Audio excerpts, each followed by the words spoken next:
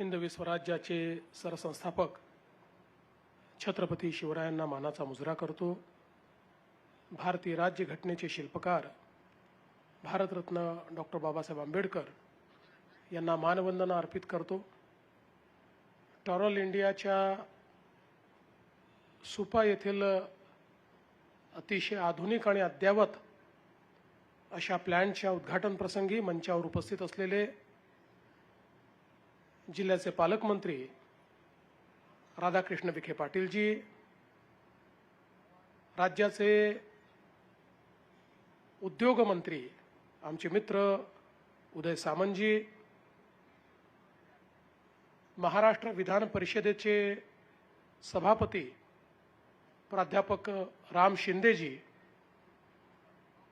या ठिकाणी उपस्थित आमदार काशीनाथ दातेजी, त्याचप्रमाणे विशेष रूपाने महाराष्ट्रातले 2 शक्तिपीठ आज या ठिकाणी मंचावर उपस्थित आहेत। भगवानगडाचे हबप नामदेव शास्त्री आणि नारायणगडाचे हबप शिवाजी महाराज यांच्या उपस्थितीमुळे एक अतिशय आध्यात्मिक आणि नैतिक अशा प्रकारची बैठक या कार्यक्रमाला प्राप्त झाली आहे। त्या दोघांचेही या ठिकाणी मी त्यांना नमन करतो। आज मंचावर उपस्थित असलेले ज्यांनी आपल्या कार्यातनं, कर्तृत्वातनं, आपल्या ज्ञानातून, आपल्या प्रयत्नातून एक अतिशय उत्तम अशा प्रकारचा उद्योग स्थापित केला आणि ज्यांना आज एक उदाहरण म्हणून परदेशातली प्रथितयश युनिव्हर्सिटी विद्यापीठ ज्यांच्यावर एक स्टडी प्रकाशित करते असे आमचे मित्र टॉरल इंडियाचे फाउंडर आणि CEO भरत गीतेजी, आणि त्यासोबत त्यांना अतिशय चांगल्या पद्धतीने मदत करणारे श्री लोथार थोनी, जे जर्मनीवरनं या ठिकाणी आले आहेत आणि ज्यांनी जर्मन इंजिनिअरिंग प्रवेश जो आहे तो भरत गीतेंच्या माध्यमातून भारतामध्ये आणलेला आहे। त्यासोबत या ठिकाणी त्यांचे सहकारी पियोटर स्कोवॉन, श्रीमती प्राची गीते, सन्माननीय खासदार डॉक्टर भागवत कराड, आमदार सुरेशजी धस, आमदार विक्रमजी पाचपुते, जगदीशजी कदम, जिल्हाधिकारी पंकज आशिया, झडपीचे CEO आनंद भंडारी, मंचावरील सर्व मान्यवर, मंचासमोर बसलेले अनेक प्रथितयश उद्योजक आणि उपस्थित सर्व भगिनी आणि बंधूंनो, मला आज या प्रकल्पाचं उद्घाटन करताना अतिशय आनंद होतोय, कारण हा प्रकल्प म्हणजे महाराष्ट्राच्या औद्योगिक आत्मविश्वासाचा उत्सव आहे असं या ठिकाणी मला वाटतं। आणि विशेषतः आमच्या भरत गीतेंसारखा एक उद्योजक की ज्यांनी स्वतःच्या भरोशावर हे उभं केलेलं आहे, त्यांनी ज्या रेकॉर्ड वेळेत हे काम करून दाखवलं आहे त्याबद्दल त्यांचं मी अतिशय मनापासून या ठिकाणी अभिनंदन करतो। खरं म्हणजे सुप्याच्या या MIDC मध्ये हा प्रोजेक्ट आला ही देखील अतिशय आनंदाची गोष्ट आहे। आपल्याला माहिती आहे की छत्रपती शिवरायांचे अतिशय विश्वासू आणि झुंजार सरदार कृष्णाजी पवार यांच्या पराक्रमातनं पावन झालेला अशा प्रकारचा हा सुप्याचा परिसर आहे। आणि एक विलक्षण असा योगायोग आहे की महाराजांनी आजच्याच दिवशी खऱ्या अर्थानं एक अतिशय मोठी अशा प्रकारची लष्करी मोहीम केली होती, ज्याच्यामध्ये पहिल्यांदाच महाराजांच्या आरमाराने 3 युद्धनौका, 85 लहान मोठी गलबतं आणि 4,000 आमचे मावळे यांच्या माध्यमातून पोर्चुगीजांना पराजित करून भारताच्या समुद्रावर आणि पश्चिमी तटावर आजच्याच दिवशी विजय मिळवला होता. आणि त्यानंतर कधीही महाराजांच्या हयातीत आपल्या संपूर्ण कोस्टलाईनवर कोणी आपल्यावर आक्रमण करू शकलं नव्हतं. आणि म्हणून मला असं वाटतं की हा एक अत्यंत महत्त्वाचा अशा प्रकारचा दिवस आहे. आणि खऱ्या अर्थानं या युद्धाच्या जे काही त्यातनं खजिना मिळाला होता त्यातनंच महाराजांनी सगळे सागरी किल्ले देखील बांधले होते. हे सांगण्याचा उद्देश याकरता आहे की आज स्वतंत्र भारतामध्ये आत्मनिर्भर भारत तयार करण्याकरता सगळ्यात महत्त्वाचं काही असेल तर मेक इन इंडिया आहे. ज्या ज्या गोष्टी आपल्याला इम्पोर्ट कराव्या लागतात, आयात कराव्या लागतात, त्या गोष्टींकरता जे काही इम्पोर्ट सबस्टिट्यूट आहे ते तयार करणं ही आज खऱ्या अर्थानं काळाची गरज आहे. आणि हा संपूर्ण उद्योग जो भरतगीतेंनी उभा केलेला आहे हा इम्पोर्ट सबस्टिट्यूट करणारा म्हणजे एक प्रकारे आम्हाला या सगळ्या गोष्टी ज्या परदेशातनं आयात कराव्या लागत होत्या आता त्या भारतातच बनवण्याचं काम हे भरतगीते यांच्या माध्यमातून होत आहे. ही मला असं वाटतं आपल्या सगळ्यांकरता अत्यंत आनंदाची गोष्ट आहे. आणि आम्ही बघितलं आत्ताच उद्योगमंत्री सांगत होते की जवळजवळ जेवढं आपलं आधुनिक इन्फ्रास्ट्रक्चर आहे, इंजिनिअरिंग मशिनरी आहे, या सगळ्या गोष्टींमध्ये ज्या आवश्यक गोष्टी आहेत त्या अतिशय आंतरराष्ट्रीय दर्जाच्या किंवा इम्पोर्टमध्ये जी क्वालिटी होती किंवा एक्सपोर्ट करता जी क्वालिटी लागते त्या क्वालिटीचं काम हे या ठिकाणी या उद्योगाच्या माध्यमातून होत आहे. आणि यातूनच जी भारताची शक्ती आपल्याला पाहायला मिळते त्या शक्तीचा आविष्कार म्हणजे हा उद्योग आहे असं जर मी म्हटलं तर ते चुकीचं होणार नाही. आज खरं तर आपण पाहतो की आपल्या देशामध्ये माननीय प्रधानमंत्री नरेंद्र मोदीजींच्या माध्यमातून गेल्या 10-11 वर्षामध्ये ज्या वेगानं भारतीय अर्थव्यवस्थेने प्रगती केली, आम्ही 11व्या क्रमांकावरनं 4थ्या क्रमांकावर आलो, लवकरच आम्ही 3ऱ्या क्रमांकावर जाऊ. आता 5 ट्रिलियन इकॉनॉमीकडे आम्ही जातो, पण 5 ट्रिलियन नंतर आम्ही अत्यंत वेगाने त्या ठिकाणी 10 ट्रिलियन, 15 ट्रिलियन आणि 20 ट्रिलियनकडे जाऊ. पण हे सगळं करत असताना ही सगळी जी अर्थव्यवस्थेची गती आहे या गतीला पोषक ही आपल्या देशामध्ये टेक्नॉलॉजी आणि मॅन्युफॅक्चरिंग सेक्टर असणार आहे. आज मॅन्युफॅक्चरिंग सेक्टरमध्ये ज्या प्रकारचं नवीन तंत्रज्ञान येत आहे त्या तंत्रज्ञानामुळे हे सेक्टर ज्या प्रकारे रिव्होल्युशनाइज होत आहे या सगळ्या गोष्टीचा विचार केला तर मला असं वाटतं की अशा प्रकारचे जे उद्योग आहेत ते आमच्या पुढच्या वाटचालीला डिफाईन करणारे अशा प्रकारचे उद्योग आहेत. आणि म्हणून मला या ठिकाणी पूर्ण विश्वास आहे की ही जी काही वाटचाल आज भारताची चाललेली आहे या वाटचालीमध्ये सगळ्यात दमदार पाऊल कोणी टाकत असेल तर तो आपला महाराष्ट्र टाकतो आहे हे सांगताना मला मनापासून आनंद वाटतो. आणि आता डावोसमध्ये गेल्या वर्षी आम्ही 16 लाख कोटीचे करार केले होते. त्यातले 75% करार हे त्या ठिकाणी ऍक्टिव्ह झाले, ते परिपूर्णतेकडे निघालेले आहेत. आणि त्यातलाच एक करार हा आजचा आहे की जो 2025ला डावोसमध्ये भरतगीते आणि मिस्टर लोथार यांच्या सोबत आम्ही त्या ठिकाणी केला. आणि मला असं वाटतं की ज्याला लाइटनिंग स्पीड म्हणतात अशा स्पीडमध्ये भरतगीतेंनी तो या ठिकाणी अस्तित्वात आणला आणि आज प्रत्यक्ष त्याचं उद्घाटन करण्याकरता आम्ही येतो आहोत. मला असं वाटतं की उद्योग मंत्री म्हणाले ते खरं आहे, टीका करणाऱ्यांना कृतीनेच उत्तर दिलं पाहिजे, शब्दाने उत्तर देऊ नये. ते कृतीनं उत्तर आजच्या या आपल्या उद्योगामुळे मिळालेलं आहे. ज्या प्रकारे FDI सोबत टेक्नॉलॉजी अशा दोन्ही गोष्टी एकत्रितपणे या ठिकाणी या उद्योगाने आणलेल्या आहेत हे अत्यंत महत्त्वाचं आहे.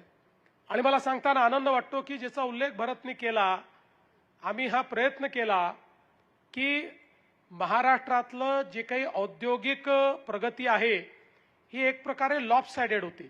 महाराष्ट्राची औद्योगिक प्रगती ही काही प्रमाणात मुंबई, MMR, पुणे इथे थांबत होती. ती विकेंद्रित झाली पाहिजे, ती सगळ्या भागात गेली पाहिजे, अशा प्रकारचा प्रयत्न आम्ही सुरू केला. प्रत्येक भागामध्ये नवीन इंडस्ट्रियल मॅग्नेट्स कसे सुरू होतील त्याचा आपण विचार केला. मागच्या काळामध्ये सुप्याची MIDC देखील ज्यावेळी आपण तयार केली आणि आता तिथे उद्योग येताना आपल्याला दिसतायत, अशा प्रकारच्या अनेक मॅग्नेट्सचा आम्ही विचार केला. आणि मला सांगताना या ठिकाणी आनंद वाटतो की यावेळी आम्ही उत्तर महाराष्ट्रातले जे 5ही जिल्हे आहेत, या 5ही जिल्ह्यांमध्ये त्या ठिकाणी गुंतवणूक आणण्यास यशस्वी झालो. जवळपास 50,000 कोटी रुपयाची गुंतवणूक ही उत्तर महाराष्ट्राच्या या 5 जिल्ह्यांमध्ये या ठिकाणी आपण आणली. आणि त्यात एकट्या नगर जिल्ह्याचा विचार केला तर जवळपास 11,519 कोटी रुपयाची गुंतवणूक ही या नगर जिल्ह्यात होणार आहे, ज्यातनं 18,000 लोकांना त्या ठिकाणी रोजगार मिळणार आहे. आणि उत्तर महाराष्ट्रामध्ये जवळपास 75,000 लोकांना रोजगार मिळेल, इतक्या मोठ्या प्रमाणात ही गुंतवणूक या ठिकाणी येते आहे. आणि म्हणूनच मी एकच सांगू इच्छितो की केवळ MOU नाही तर ते प्रत्यक्षात अस्तित्वात आणण्याकरता आमचा उद्योग विभाग हा सातत्याने कार्यरत असतो. आणि देशामध्ये आपण जर बघितलं तर ॲव्हरेज MOUचा प्रत्यक्ष गुंतवणुकीमध्ये परिवर्तित होण्याचा दर हा 35% आहे. महाराष्ट्रामध्ये नॉर्मली हा दर 50 ते 55, 60% आहे. पण डावोसचे आमचे जे करार आहेत त्याचा गुंतवणुकीमध्ये परिवर्तित होण्याचा दर हा 75% आहे. हे सांगताना मला अतिशय आनंद वाटतो.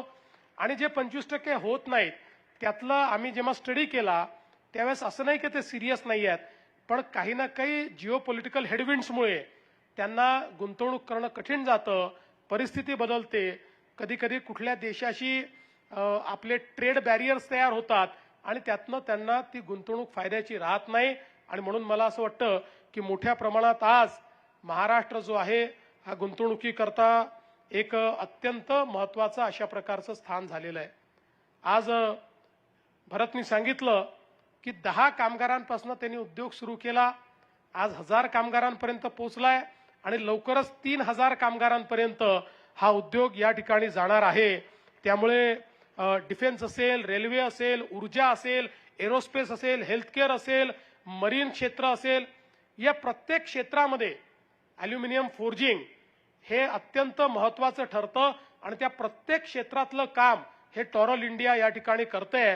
आणि विशेषतः डिफेन्स क्षेत्राचं जे इंडिजनायझेशन चाललेलं आहे त्याच्यामध्ये तर अत्यंत महत्त्वाची भूमिका ही टॉरलच्या माध्यमातून या ठिकाणी होणार आहे. आज जर आपण बघितलं तर ॲल्युमिनियम कास्टिंगचा जगाचा जो व्यापार आहे किंवा जगाची बाजारपेठ आहे ती 6.5 अब्ज डॉलर्सपर्यंत गेलेली आहे. आणि त्याच्यामध्ये आपल्याला जी काही भारताची भूमिका आहे ती मोठ्या प्रमाणात वाढवायची आहे. मला आत्ता भरत सांगत होता की ॲल्युमिनियमचा विचार केला तर त्या ठिकाणी पर कॅपिटा जे काही ॲल्युमिनियमचा इंडस्ट्रियल उपयोग आहे तो जर्मनीमध्ये 36 kg आहे आणि आपल्याकडे फक्त 2.5 kg, आणि तोही आता टॉरल इंडिया सारख्या या सगळ्या संस्थांनी इथपर्यंत तो पोचवलेला आहे. म्हणजे आपल्याला खूप मोठी मजल ही त्या ठिकाणी गाठायची आहे. आणि विशेषतः या सगळ्या प्लांटमध्ये सस्टेनेबल कास्टिंग आणि रिसायकलिंग या गोष्टीकडेही लक्ष देण्यात आलेलं आहे. कारण आज केवळ उद्योग टाकून चालणार नाही तर ते आपले उद्योग हे पर्यावरण पूरक देखील असले पाहिजेत. उद्योग की पर्यावरण अशा पद्धतीचा आता चर्चा राहिलेली नाही. उद्योगही आणि पर्यावरणही अशा दोन्ही गोष्टी या एकत्रितपणे आपल्याला आपल्या महाराष्ट्रामध्ये त्या ठिकाणी करायच्या आहेत. आणि म्हणून मला विश्वास आहे की पुढच्या काळामध्ये निश्चितपणे या संदर्भात अतिशय चांगलं कार्य हे आपण करू. आज या निमित्ताने भरतनी सांगितलं की सगळ्यांचं उत्तम सहकार्य या कार्यामध्ये त्यांना मिळतंय. पण याचे कारण आहे, मी बघितलं की भरत गीते हा केवळ एक उद्योजक म्हणून काम करत नाही तर स्वतःच्या उद्योगासोबत आपल्या महाराष्ट्रामध्ये इतरही उद्योजक आले पाहिजे याकरता महाराष्ट्राचा अँबॅसेडर म्हणून, महाराष्ट्राचा राजदूत म्हणून तो काम करतो. आम्ही डावोसमध्ये देखील मी बघितलं, विविध लोकांशी भेटायचं, त्यांना आमच्याशी भेटवायचं, त्यांना कन्व्हिन्स करायचं, त्यांची गुंतवणूक आणायची, हे काम सातत्याने तो करत असतो. आणि विशेषतः सगळ्यात महत्त्वाची गोष्ट अशी आहे की त्याचं जे काही डोमेन नॉलेज आहे हे इतकं चांगलं आहे, त्यामुळे टेक्निकली जो व्यक्ती साऊंड असतो तो व्यक्ती दुसऱ्याला चांगल्या पद्धतीनं कन्व्हिन्स करू शकतो. त्यामुळे त्याला इंजिनिअरिंगही समजतं, फायनान्सही समजतो आणि महाराष्ट्र काय देऊ शकतो हे देखील त्या ठिकाणी समजतं. अशा सगळ्या गोष्टी तो समोर सांगत असल्यामुळे मला असं वाटतं की एक चांगला राजदूत हा त्याच्या रूपानं आम्हाला भेटलेला आहे. आणि दोन माझे अनुभव आहेत. पहिल्यांदा आम्ही 15ला हॅनोवर मेसेमध्ये तर भेटलोच, पण त्यानंतर 16ला पहिल्यांदा आम्ही करार केला. 16चा करार केला, त्यांनी 18मध्ये तो प्रोडक्शनमध्ये आणला. 25मध्ये आम्ही करार केला, 26मध्ये त्यांनी तो प्रोडक्शनमध्ये आणला. मला असं वाटतं की इतकं सिन्सिअर आणि सिरियस एफर्ट हे जर करणारे उद्योजक असले तर निश्चितपणे आपल्याला कुठेही मागे पाळण्याची आवश्यकता पडणार नाही. मी आज त्यांना आश्वासन देतो की निश्चितपणे महाराष्ट्राचं सरकार हे पूर्ण शक्तीनिशी आपल्यासारख्या उद्योजकांच्या पाठीशी उभं आहे. मध्यंतरी मला असं काही ऐकायला मिळालं होतं की सुप्यामध्ये काही जेव्हा नवीन औद्योगिक इकोसिस्टीम तयार होते तर जसे चांगले लोक तयार होतात तसे काही वाईट लोकही तयार होतात. काही लोक जरा आमच्या उद्योगांना त्रास देण्याचाही प्रयत्न करतात. त्यामुळे मला असं समजलं होतं की काही तयार झालेले आहेत, पण त्यानंतर त्यांचा बंदोबस्त आपण लावला आहे. आणि आजही मी एसपींना सांगतो, आता ही जी सुप्याची MIDC आहे ही अत्यंत वेगाने वाढणारी अशा प्रकारची MIDC आहे. आणि उद्योग हा जर आपल्याला यशस्वी करायचा असेल, ease of doing business, cost of doing business आणि त्या ठिकाणची कायदा आणि सुव्यवस्था, या तीनच गोष्टी असतात की ज्यामुळे उद्योग चांगला होऊ शकतो. ईज ऑफ डुईंग बिझनेसमध्ये आपण काम करतो, कॉस्ट कशी कमी आणायची असा आपण प्रयत्न करतो, लॉजिस्टिक्स कॉस्ट कशा कमी करायच्या याचा प्रयत्न आपण करतो. पुढच्या 5 वर्षाकरता कुठल्याही परिस्थितीमध्ये औद्योगिक विजेचे दर वाढणार नाही याची देखील आपण काळजी घेतली आहे. किंबहुना ते कमी कसे होतील हा प्रयत्न आपण करणार आहोत, ज्यातनं कॉस्ट ऑफ डुईंग बिझनेस याच्यावर देखील एक महत्त्वाचा परिणाम होणार आहे. पण लॉ अँड ऑर्डरच्या संदर्भात माझे स्पष्ट निर्देश आहेत की कोणीही उद्योजकांना जर त्रास दिला तर त्याला स्पेअर करायचं नाही, त्याला ठोकून बंद करायचं, पुन्हा कोणाची हिंमत होणार नाही अशा पद्धतीनं कायद्याने ठोकायचं.